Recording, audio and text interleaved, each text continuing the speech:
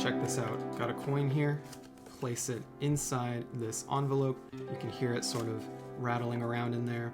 I've also got a trusty pair of scissors here, and all I'm going to do is just dramatically cut this piece of paper or this envelope into pieces.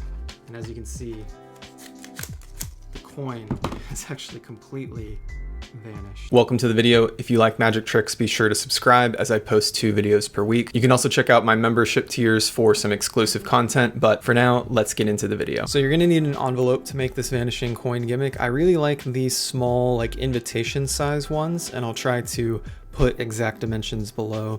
I had somebody reach out recently on the channel about finding the exact ones for this, and I like this because it's craft paper, so it actually hides things that are in it pretty well. For the flashlight or fire version, you can use a more standard size envelope for like letter paper because the see-through nature of it is actually used for that moment where you can see the coin still in there. You'll also want a craft knife. So of course this is for adults to do. Kids doing this should make sure they get an adult to help. So I just have this X-Acto craft knife here.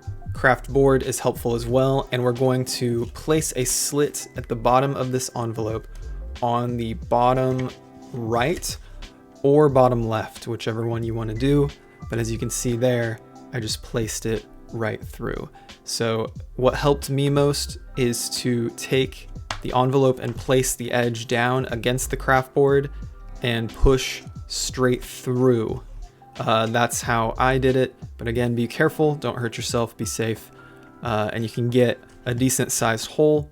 And the reason you're doing it so precisely is, well, I mean, it's hard to begin with to get scissors in there, but also that helps it look pretty imperceptible.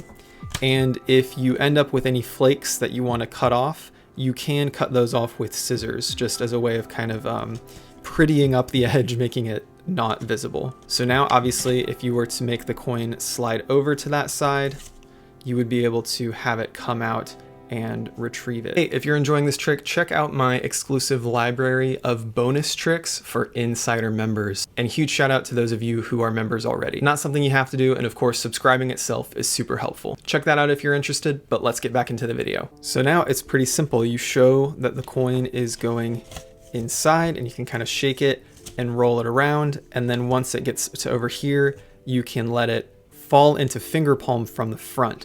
So as you can see right there, it is covered when I let it fall into finger palm, and then I can close this up and I can just casually bring this down to my pocket. So what's great is if this is a signed coin, which I wouldn't sign this type of coin personally, I would sign like a quarter or a normal $50, and that way when you place it in, you have a signed coin to pocket. So that is the loading and retrieval of the coin, as you get it into that corner and you're just able to immediately get it into finger palm, which I think is pretty cool. And from the front, it'll look completely normal. As far as cleaning this up, you're going to tear up the envelope. So Tarbell recommends tearing it into small pieces, and there you go. You've kind of gotten rid of the evidence because it's in such small pieces. He also recommended like shaking it beforehand, and that way you kind of had the audible disappearance and then the visual disappearance. Another thing you can do as motivation for putting this coin in your pocket is after you place it inside and then finger palm it, you can hold the envelope here and retrieve a pencil out of your pocket with this hand. So let's say this pen or pencil was in my pocket here. After I make that retrieval, you know, you kind of have that finger palm Ramsey subtlety.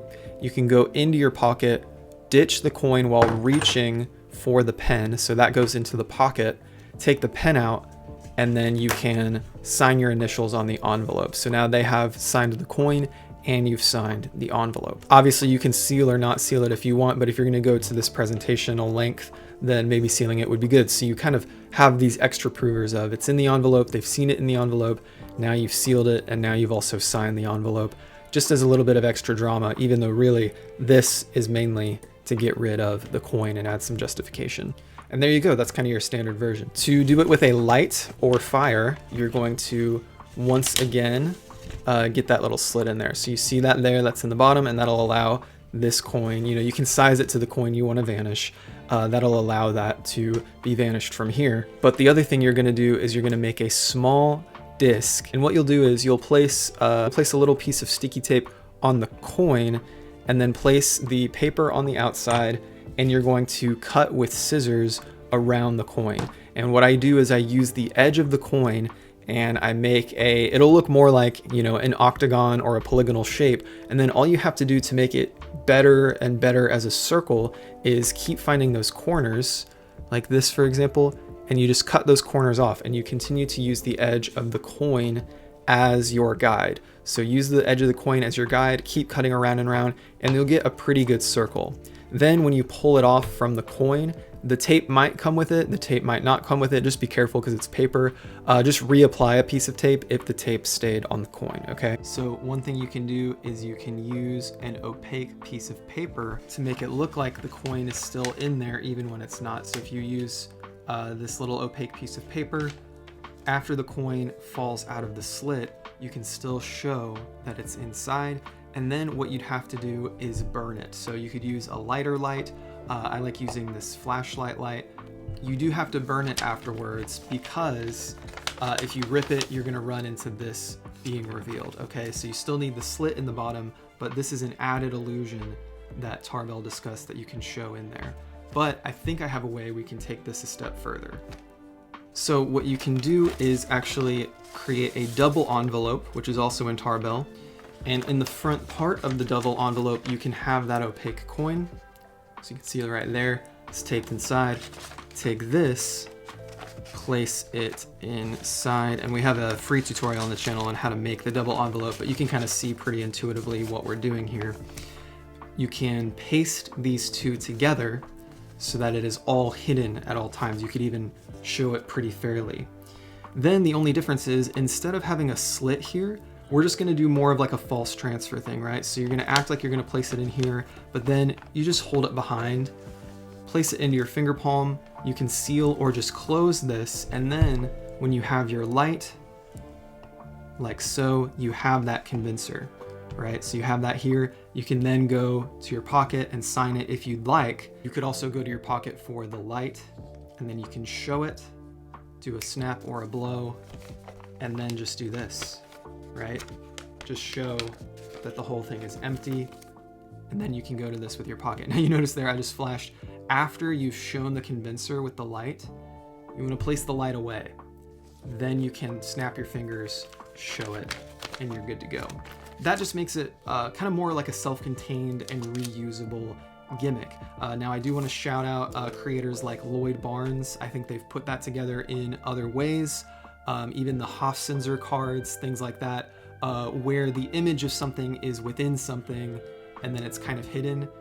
They're kind of playing upon what Tarbell did here too, but all I'm doing is I'm just kind of combining the two things from Tarbell to turn it into a version of that sort of self-contained idea. Okay, so that's the idea there. Thanks for watching. If you want more, you can check out the membership for some exclusive content. Pick up some merch from the Magic merch store. I also have a journal for magicians. You can check out all those links below. And if you want more free content, check out the video that YouTube is recommending to you right now. But until next time, keep enjoying your magic, stay a hobbyist at heart, and I will see you guys in the next video.